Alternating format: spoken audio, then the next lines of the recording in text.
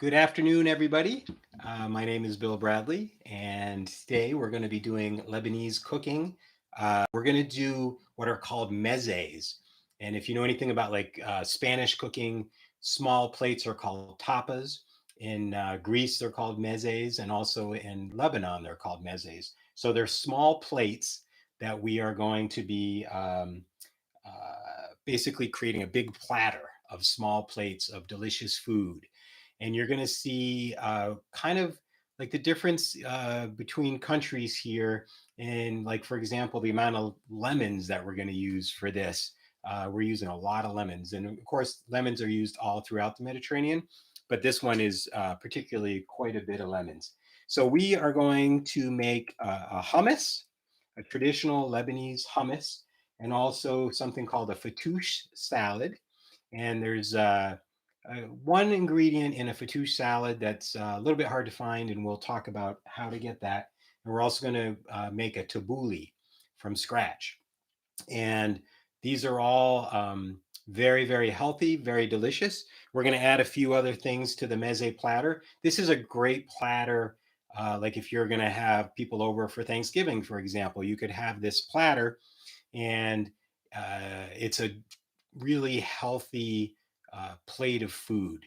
So you don't always get that on Thanksgiving. So this is a way to kind of bring health to your family or and your friends. So I also I'm getting over a cold, which is why we didn't do this on Monday. So my throat's a little gravelly. I apologize for that. We're going to start with the Lebanese hummus, and you may have made hummus before, but there's one step in Lebanese hummus that makes it super creamy, and so I'm going to show you how to do that. So we're going to start with a food processor, and we're going to add to that garlic, 2 cloves of garlic. One of the things I've noticed, sometimes people add a lot of garlic to their hummus, and I've noticed that a lot of really traditional hummus doesn't necessarily have to have a lot of garlic, especially if you eat a lot of it. You don't want to be smelling up the family, so to speak. Um, and garlic, though, and is really good for you. And in this case, because it's raw garlic, you're going to be getting the most healthy parts, which are good for your immune system. It's also good for your cholesterol. It's good for everything, especially if you're eating a meal that is really heavy afterwards. The garlic is gonna help with the digestion. So we're adding 2 cloves of garlic, and what I like to do is start chopping the garlic first. And I do that because what I've noticed is that sometimes if you don't do that first, you might get a big chunk of garlic in your hummus. So it's good to start with that. The other great thing about all three of these, is they're really quick and easy to make. The hummus is probably the quickest. The other ones take a little bit more time because of the amount of time that it takes to chop everything. Some people do these in the food processor as well, and we'll talk about that when we get to it. So I just added 2 cans of chickpeas that are rinsed and drained, and then we're going to add lemon juice, and I'll probably try to use 2 lemons. And so we're going to just squeeze. We can either just squeeze it in. Just for time's sake, I'm just going to squeeze them in. We might get a seed or two, but it's all going to get processed anyway, so it's fine. But if you have a little bit more time, you can strain the lemons when you're using them for all of these recipes. Colleen's wondering what model of Vitamix you use. This is a KitchenAid. KitchenAid. I really love this. It's called the KitchenAid Architect, and I've had this for probably like 10 years now, and I use it all the time for lots of different foods. So I'm adding the juice of 2 lemons. You can add a little bit of paprika, and the traditional Lebanese version doesn't use smoked paprika, so I'm just using a regular sweet paprika. And then some salt and pepper. I don't usually salt it till I'm done. I can add the pepper now. And then hummus, tahini. This is hummus. Tahini is basically, if you think of peanut butter, this is sesame butter. So it's sesame seeds. And, you can get the kind of tahini in the store that is in a little jar and it's like $10. I got this at a local uh, Lebanese store, and this was $15. It's probably like 5 or 6 times the amount. Plus, look how creamy it is. This is very usually when you get the stuff in the store, it's like really thick and stuck on the bottom, like a big chunk, and then creamy on top. But this one is just creamy all around. So I would recommend, if you can, to try to get something. This one is the Beirut brand, and we're going to have all the recipes. I'm just kind of eyeballing this right now, but we have the recipes with the exact amounts. Another great thing about hummus, a couple of things. One is that if you make it yourself, you're going to save a lot of money because this is going to make, when you buy one of those little things for $3 or maybe $4, sometimes five, this is probably 4 or 5 times the amount and probably costs about $4 to maybe even less to make the whole thing. And we're going to add some olive oil. And then the ingredient that is used to make this a Lebanese hummus, I'll tell you as soon as I process it a little bit. Going to add a little more olive oil.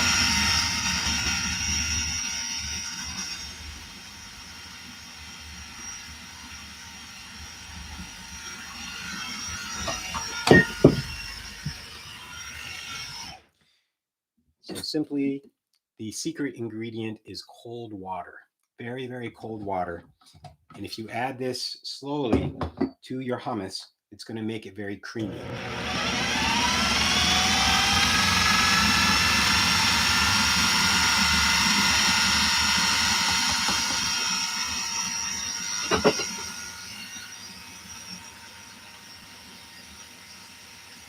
And add a little bit more tahini.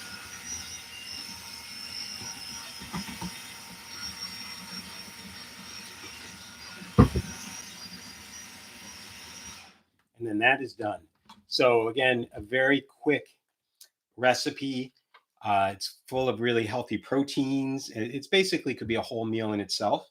And it's also very good for weight loss. It's very filling and low in calories. So this is the first meze, and this is the one that probably most of you have had before in one form or another. You see how creamy that is? And you can, if you add more water, it becomes even creamier. So you can decide how creamy you want it to be. So that's the Lebanese hummus. First bowl of meze for the platter. And then we're going to make a Tabouli salad.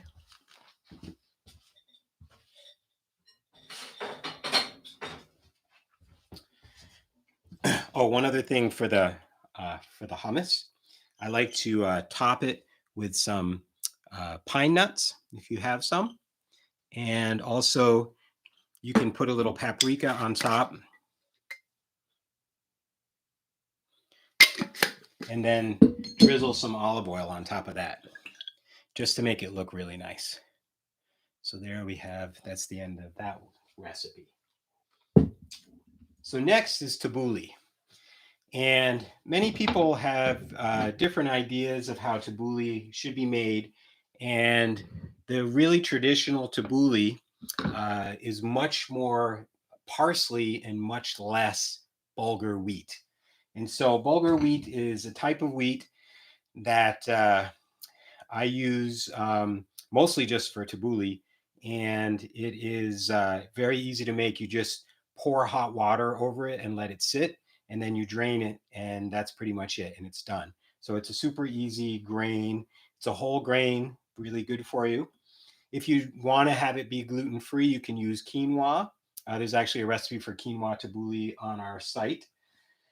And then the next part of making a tabouli salad is cutting a lot of vegetables. Again, this is probably the part that takes the most time. I'm just gonna put the bulgur right into the bowl that we're gonna end up using. And so we're gonna add tomato. This a tabouli salad, I would say it's like a really fresh flavor. It's like a great thing to eat if you're having a lot of like heavy salty food, because it just kind of clears your palate. So we're going to add 2 tomatoes to this. And I think traditionally they would cut this even smaller. But again, for time, I'm just kind of chopping it. A lot of these they might mince. And then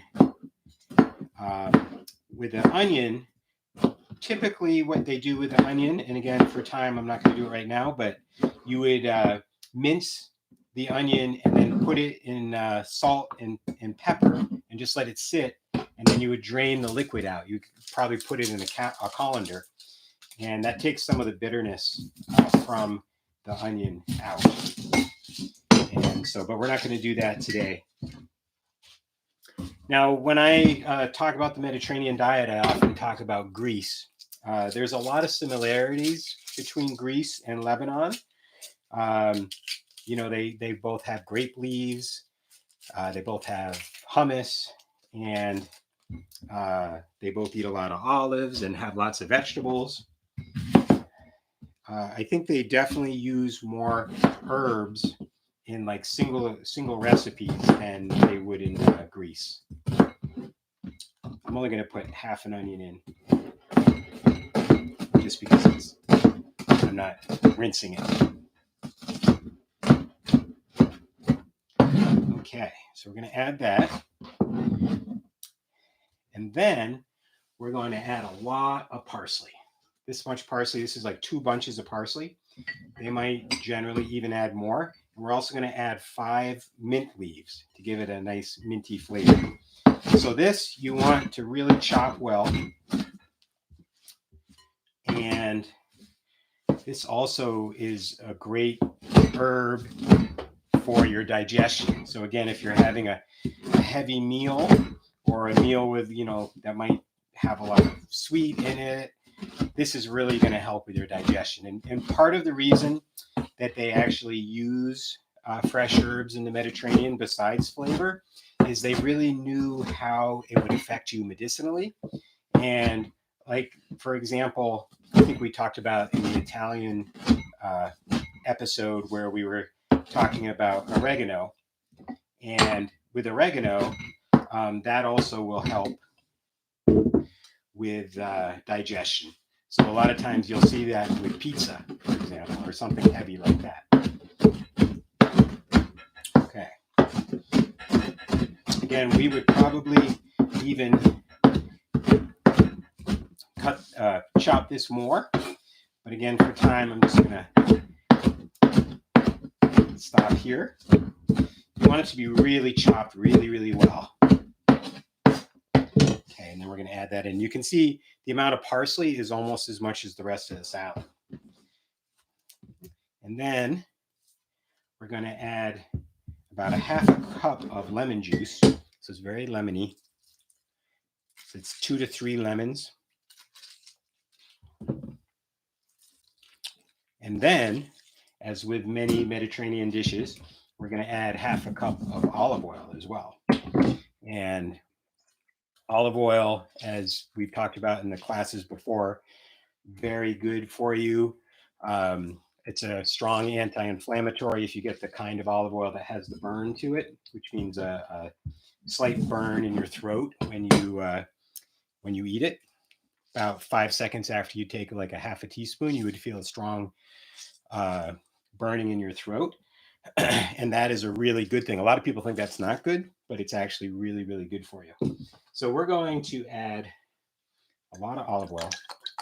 So I'm going to just this is the olive oil that we have on our site right now.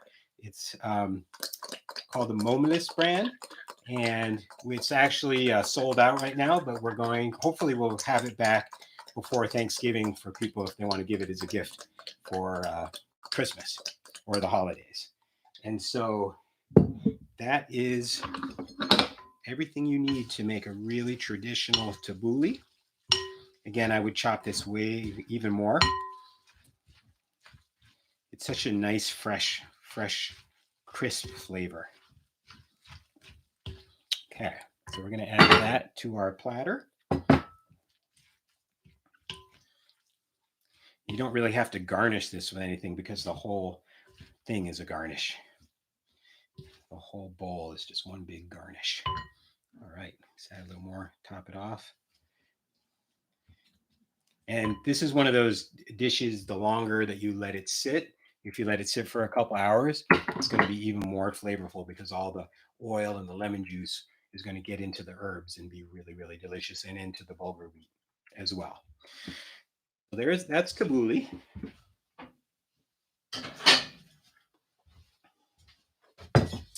And next is, after tabouli, is Fatoush.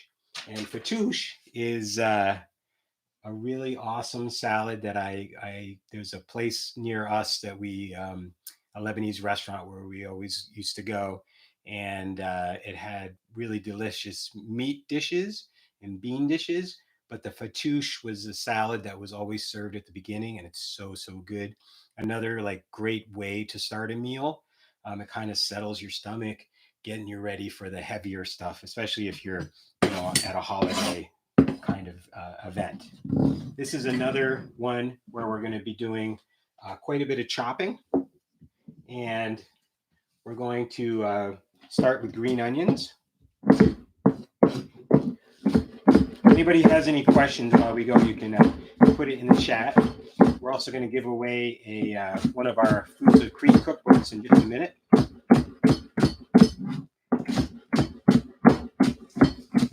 Actually, I'm going to give that away right now. So the first person that answers this question, as long as you haven't won this book before, will get the Foods of Crete cookbook. And the question is, what is it that I was just talking about that makes olive oil anti-inflammatory? Okay,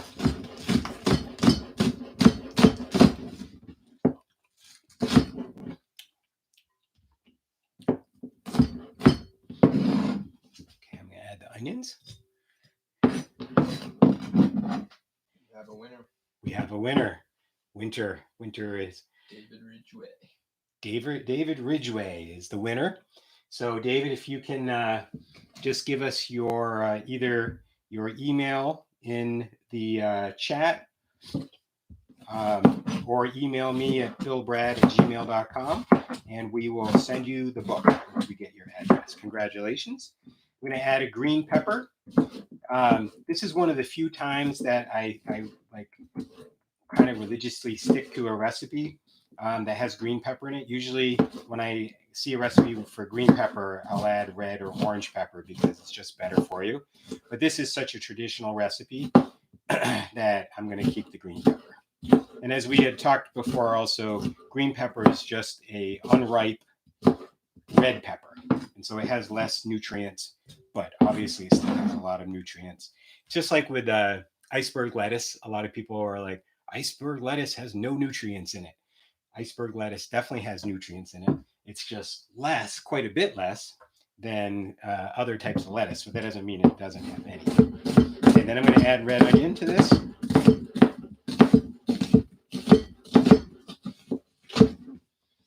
We're going to make the kind of minced red onion.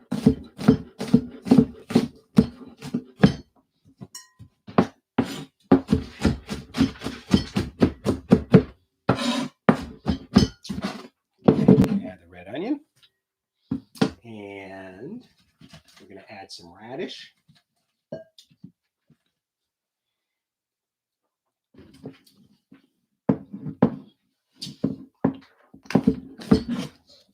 I see a hello from Boise, Idaho. Any other questions? Oh, I need to scroll down. Oh, it's not scrolling.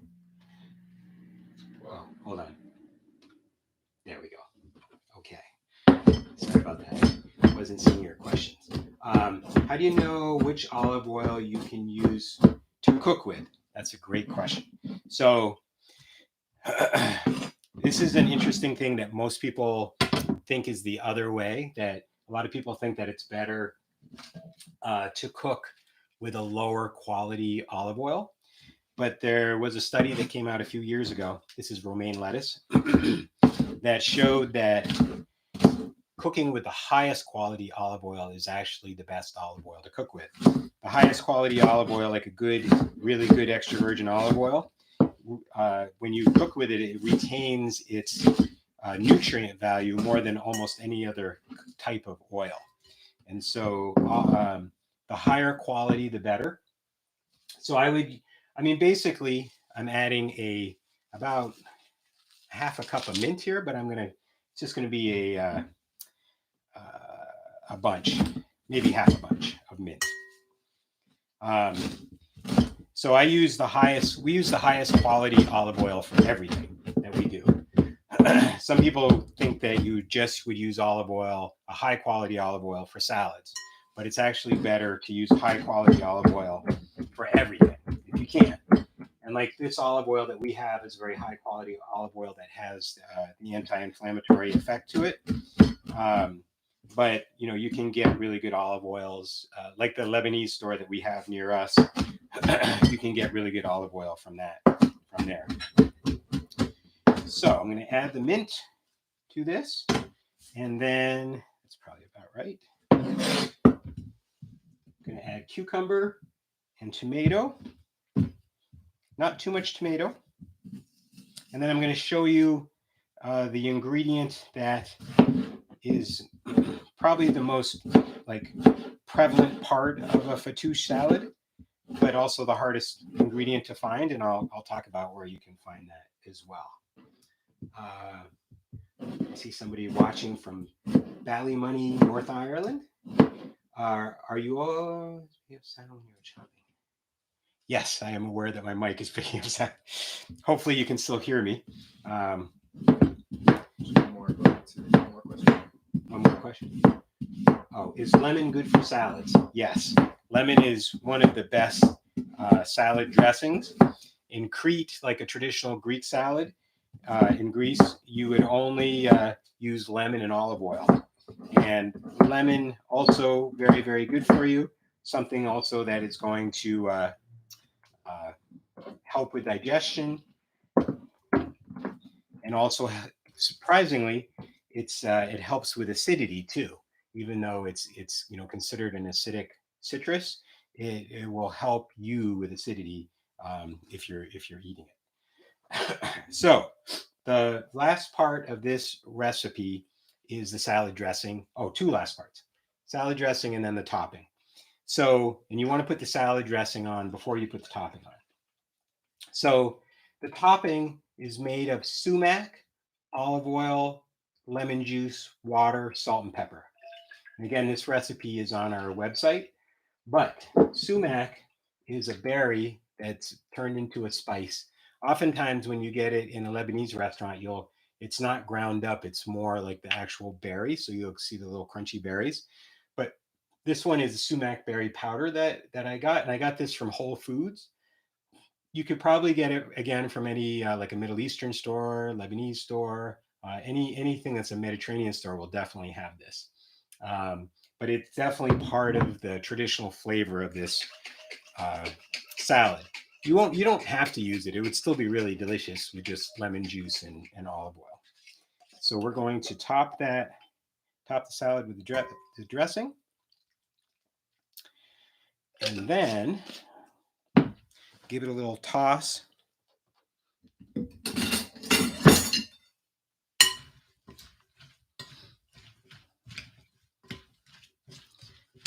yeah, that looks good. Want to make sure everything gets the lemon and olive oil and sumac dressing on it. And then we are going to, you would usually actually top this. You would serve it and top it there. but these are pita bread squares that I baked at about 350 degrees for about 8 to 10 minutes. So they're crispy like croutons. And so you can just put those right on top. And I think what I'm going to do is I'll put some of this salad in here and just top it. And we'll put it on our platter. Okay. And then I'm going to put a nice mint leaf on top. And then there we go. And there you have a traditional Fatoush salad.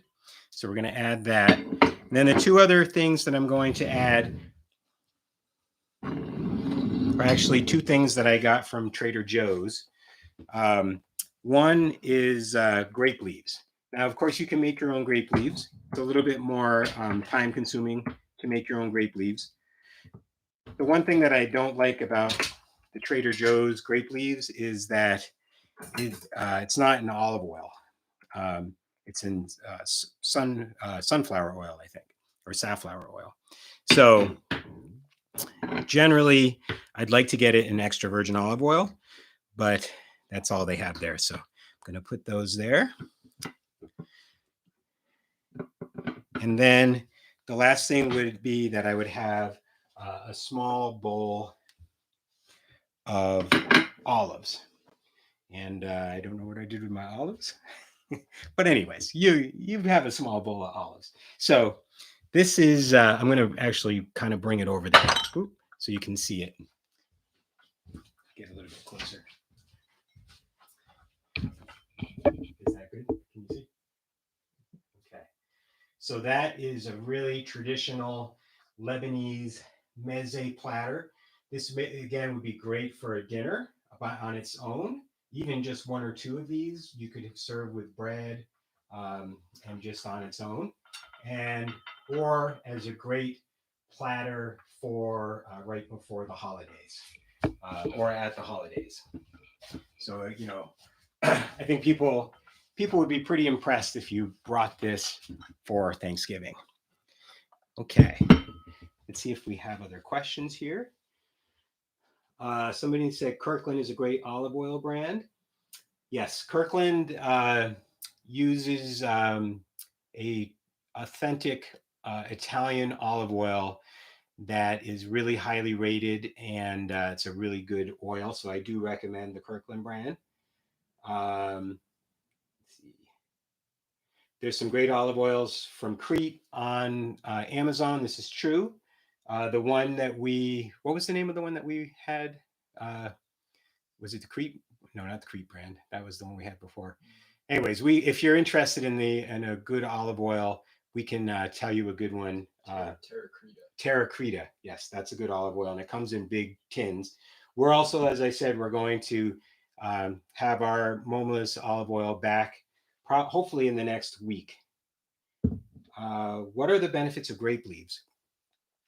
So, as far as a health benefit, you know, it's rice. Sometimes there's meat in it, but these are just rice and olive oil generally, and the grape leaf itself.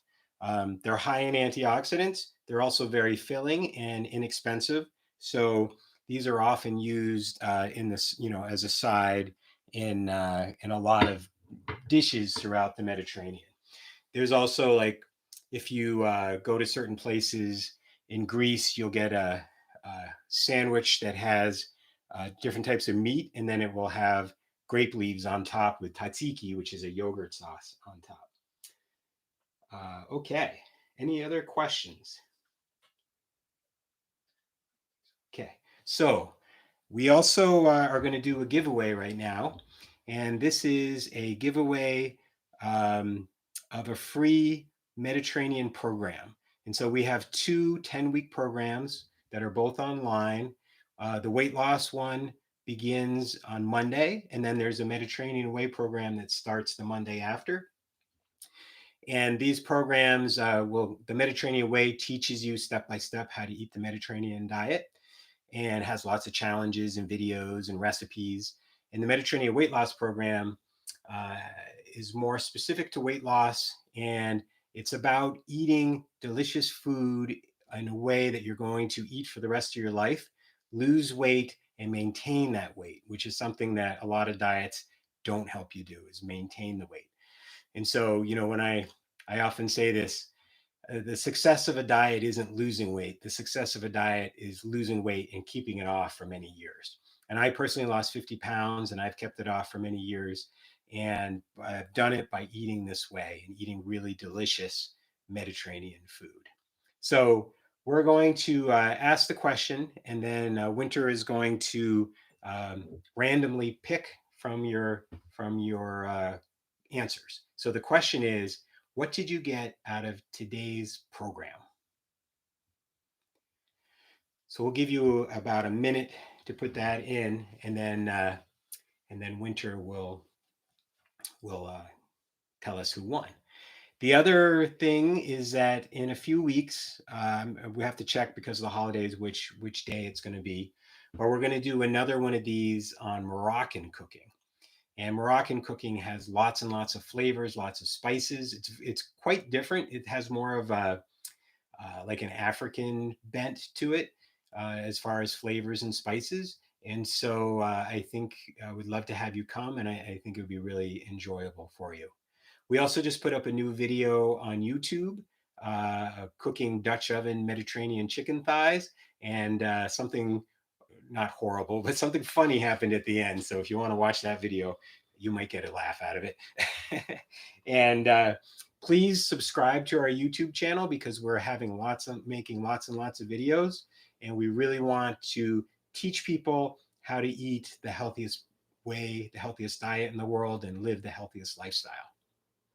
Okay, so how are we doing? Responses are still coming. Responses are still coming in. Okay, so um, what else do I want to talk about?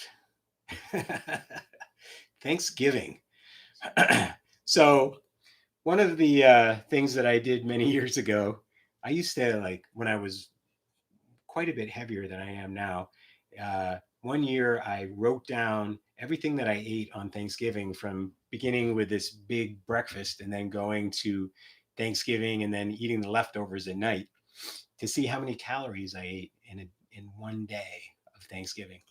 I ate about 6,000 calories in a day. And one of the, things that I usually talk about as far as weight and just general health is that, like, the holidays, as long as you can just one day, eat more, maybe not eat quite as well, it's fine.